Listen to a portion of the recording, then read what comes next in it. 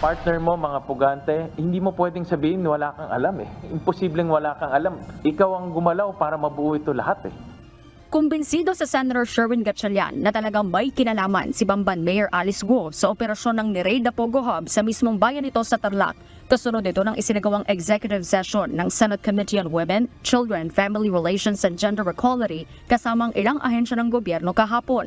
Ayon kay Senator Gatchalian, hindi na maitatanggi ng alkalde ang kanyang partisipasyon dahil nakapangalan umano mismo sa kanya ang ilang dokumento para sa operasyon ng Pogo Hub. Bukod dito, lumalabas din umano na may koneksyon ng alkalde sa mga ahensya ng gobyerno.